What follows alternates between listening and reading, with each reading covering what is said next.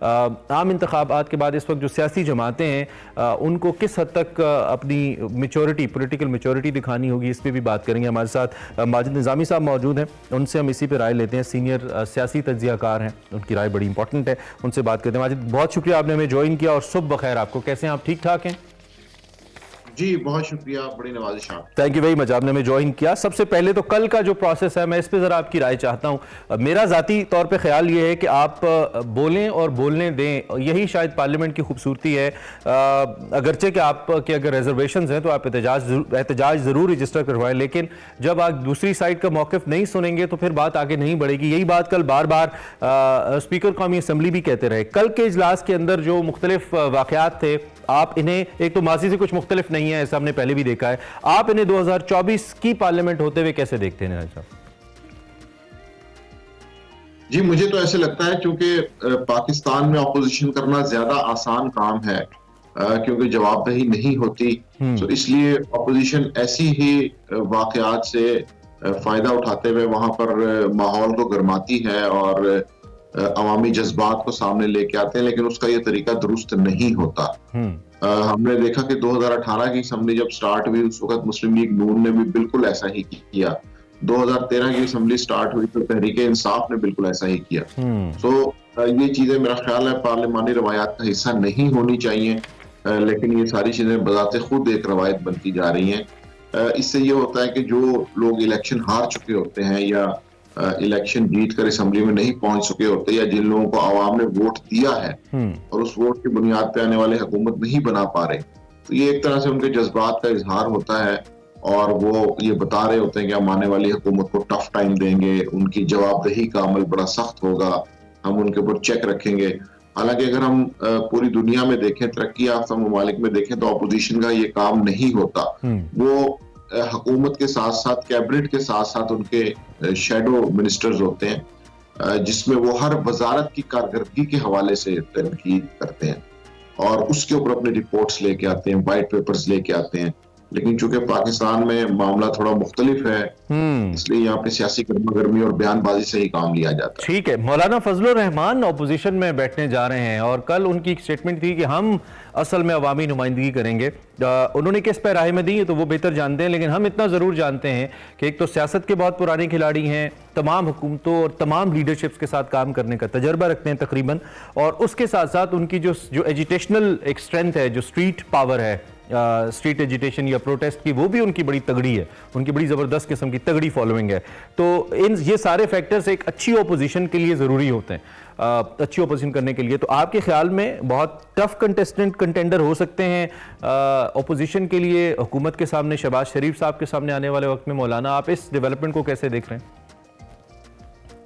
जी मैं इस डेवलपमेंट को इस चीज से मिला के देखता हूँ कि ये जितनी भी इलाकाई जमातें हैं या मजहबी जमातें हैं, जिसमें सबसे बड़ा नंबर एमक्यूएम के पास है, उसके बाद मौलाना फजलुर रहमान है, फिर बलूचिस्तान में अख्तर मैंगल है, महमूद अचकजई हैं, ये वो तमाम ऐसे लोग हैं जो गुज़िश्ता पीडीएम की हुकूमत में हुकूमत के साथ थे। लेकिन मसला ये है कि अब पीडीएम हुकूमत का और इन इंतखाबात के नताइज का बोझ इतना ज्यादा है कि वो उस बोझ के साथ मेरा ख्याल है कोई भी हुकूमत में आने को तैयार नहीं है, जिसको थोड़ा सा भी सेंसिटिविटी का अंदाजा है या उसे पता है कि अवाम इस हुकूमत को किस नजर से देख रहे हैं। दूसरा ये कि एक तो अवाम की नजर है, दूसरा ये है कि मुआशी मामलात के अंदर कितनी पेचीदगी है। इन दो पॉइंट्स को सामने रखते हुए कोई भी इस हुकूमत को चलाने के लिए या उसमें आने के लिए ज़हनी तौर पे शायद तैयार नहीं था। सो इसलिए ये जितनी भी इलाकाई जमातें या मजहबी जमातें हैं जिनके नंबर्स कम हैं, वो ऑपोजिशन में रहना ही पसंद करेंगी, अगरचे शहबाज शरीफ साहब की ये कोशिश होगी कि वो ज्यादा से ज्यादा लोगों को अपने साथ लेके आए ताकि वो असम्बली को और कैबिनेट को जरा अच्छे तरीके से चला सकें। तो अब देखना ये है कि क्या वो इनको कायल कर लेते हैं या फिर ये वाकई ऑपोजिशन में ही बैठेंगे। आपके ख्याल में कर लेंगे कायल? क्या लगता है आपको? अभी मुस्लिम लीग नून की जानिब से ये कोशिश तो बहुत की जा रही है, उसकी वजह ये है कि कैबिनेट एक ऐसी कायल करने का फॉर्मूला तो एक ही है ना कि काबीना में आ जाएं और हिस्सा ले लें। बिल्कुल, और उसकी एक्सटेंशन या उसकी तौसीक किसी भी वक्त हो सकती है। तो इसलिए ये कोई ऐसा मखसूस सीटों की तरह या नेशनल असेंबली की हलफ की तरह का मामला नहीं है। अच्छा, इसके ऊपर बिल्कुल कोशिश जारी रहेगी। इन सारे मुआशी चैलेंजेस की बात करते हैं, एक तरफ हमें नवाज शरीफ साहब परेशान और मायूस नजर आते हैं, सारी बातें, उनकी रिक्वायर्ड मेजोरिटी उनको नहीं मिली, otherwise he was supposed to be the prime minister. बाकी भी लोग तनकीद भी करते नजर आते हैं, सवालिया निशान भी हैं कि इस वक्त की कैसे हुकूमत आगे बढ़ेगी, और बहुत जो घाघ सियासतदान हैं या दानिश्वर हैं, हमारे जर्नलिस्ट हैं, वो ये कहते नजर आते हैं कि ये कंपनी चलती नजर नहीं आती इस सूरत हाल के अंदर। लेकिन शहबाज शरीफ साहब कोई ऐसी स्टेटमेंट नहीं दे रहे, वो उम्मीद की भी बात कर रहे हैं, वो होपफुल भी नजर आते हैं, वो फ्रंट फुट पे खेलने के लिए भी तैयार हैं ऐसे वक्त में जब, जैसे कि आपने कहा कि बहुत सारे लोग तो आने नहीं चाहते कि भाई ये तो बड़ी खतरनाक जगह है हुकूमत करना इस वक्त, जिस तरह की मुआशी सूरत हाल है। शहबाज शरीफ साहब के माइंड में क्या चल रहा है? महज कुर्सी चल रही है कि मसनद इख्तिदार पे आके बैठ जाएंगे, या वाकई वो अपनी स्किल्स के ऊपर इतना भरोसा कर रहे हैं कि अब मैं 5 साल के लिए आऊंगा तो I can shift the wheel?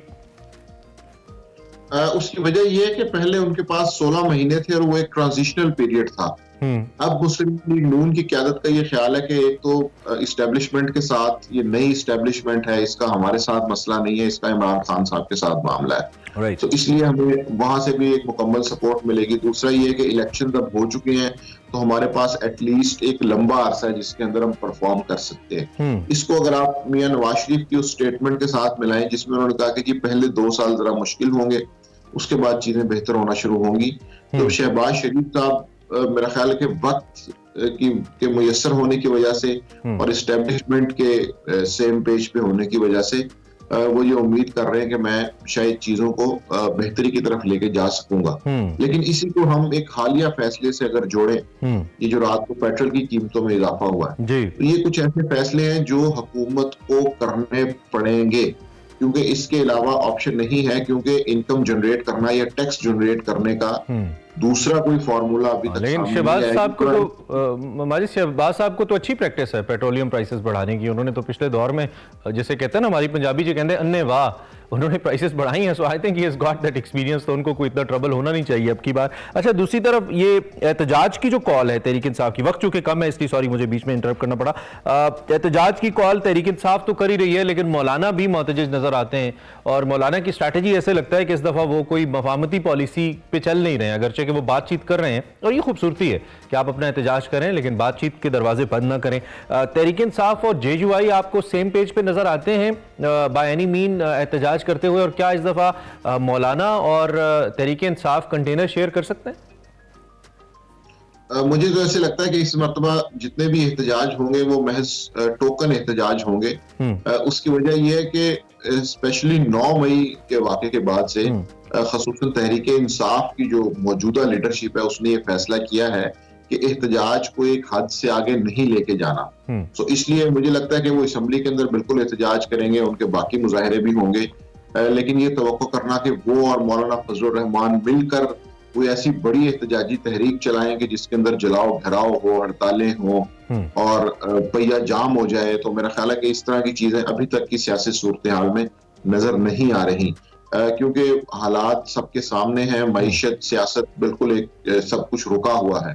तो इसलिए ये सारे एहतजाज इस हद तक तो जरूर होंगे कि पार्टियों का मौकफ पहुंचाया जाए, अवाम के सामने अपनी बात रखी जाए, लेकिन मुझे नहीं लगता कि इससे बढ़कर कोई मौलाना फजलुर रहमान और तहरीक इंसाफ का अलायंस बनेगा और वो कोई बड़ा काम करेंगे। अच्छा, दूसरा MQM का फैसला जो मैं अब तक, अब एक तो ये कि हर लम्हे खबर चेंज हो रही होती है, हम खबर देखते हैं बीच में गैप आता है, कोई और खबर आ जाती है। जो लास्ट मैंने देखा उसमें यह है कि MQM पीपल्स पार्टी को वोट नहीं देना चाह रही प्रेसिडेंसी के ऊपर, और वजीर आजम के लिए वो नून लीग को वोट तो देना चाह रहे हैं लेकिन कैबिनेट में नहीं आना चाह रहे। MQM की पॉलिटिक्स किसी बंद गली में तो नहीं पहुंच गई, चूंकि मैंडेट तो उनको मिल गया, सीट्स भी अच्छी मिल गई, लेकिन ऐसा लगता है कि उनकी जो रिक्वायरमेंट्स हैं वो पूरी नहीं हो रही, और वो नहीं होंगी तो they would not be able to serve Karachi के लोग, और अपना वोट बैंक वापस नहीं ले पाएंगे। उनकी कुछ ऑडियो लीक्स भी इसकी गमाजी करती हैं, मुस्तफा कमाल की और कामरान टिसोरी की। इस पे आप MQM की पॉलिटिक्स को आप कैसे देख रहे हैं? जी, वो मुख्तसरन इसके ऊपर 3 पॉइंट्स हैं। एक तो ये है कि कौमी असम्बली की नंबर गेम ऐसी नहीं है कि जिसमें MQM कोई डिसाइडिंग फैक्टर हो, जिस तरह हमने ये चीज पहले भी देखी। दूसरा ये कि MQM इस टाइम किसी भी टियर ऑफ गवर्नमेंट पे नहीं है। कराची की मुकामी हुकूमत पीपल्स पार्टी के पास है, कराची और सिंध की जो सूबाई हुकूमत है वो पीपल्स पार्टी के पास है। तो इसलिए अगर एमक्यूएम वफाकी हुकूमत में भी नहीं आएगी तो वो बिल्कुल उनके लिए उनके वोटर्स के लिए मायूसी होगी और उनके हाथ में कोई डेवलपमेंट की चीजें, कोई परफॉर्म करने की चीजें नहीं होंगी। ठीक है। इसलिए मुझे लगता है कि एमक्यूएम बहरहाल बेहतर मैनेज करके अपने आप को रेलेवेंट रखेगी। उसकी वजह ये कि निचले 2 क्वार्टर्स में तो वो नहीं है, हायरार्की जो बनती है ना वो मुकामी हुकूमत में है ना वो सूबाई में है। तो अगर आप वो मरकजी में भी नहीं रहेंगे तो मेरा ख्याल है कि उनके लिए ये अफोर्डेबल नहीं होगा। ये बात दुरुस्त है कि इस वक्त उनके खासे सख्त बयानात या मुतालबात हैं, लेकिन मुझे लगता है कि कहीं ना कहीं ये चीजें मैनेज हो जाएंगी और एमक्यूएम के लिए बेहतर यही होगा कि वो हुकूमत में ही रहे। तो अल्टीमेटली आप ये समझते हैं कि थोड़े पे ही उनको कॉम्प्रोमाइज करना पड़ेगा? वो जो 4-1 की रेशो है कि वो 4 वजारतें मांग रहे हैं और नून लीग शायद 1 देना चाह रही है, यानी कि थोड़े पे इक्तफा करना पड़ेगा रेलेवेंट रहने के लिए, आप ये कह रहे हैं? जी बिल्कुल। उसकी वजह ये कि अगर वो वहां से भी आउट हो जाते हैं उसके बाद फिर वो अपने वोट बैंक को कहां से जवाब देंगे या उनके लिए ऑपोजिशन करना है उनके लिए खासा मुश्किल है। हमने देखा है कि 20-25 साल के अंदर, उससे पहले ये दुरुस्त है कि 90 की दहाई में वो ऑपोजिशन करते थे जी। लेकिन पिछले 25 साल के अंदर एमक्यूएम के लिए ऑपोजिशन करना अब जरा मुश्किल होता जा रहा है। बिल्कुल ठीक है, बिल्कुल ठीक है। भाई साहब थैंक यू वेरी मच, आप तशरीफ लाए और आपने अहम मौज़ूआत के ऊपर हमारे सामने अपना तबसरा रखा।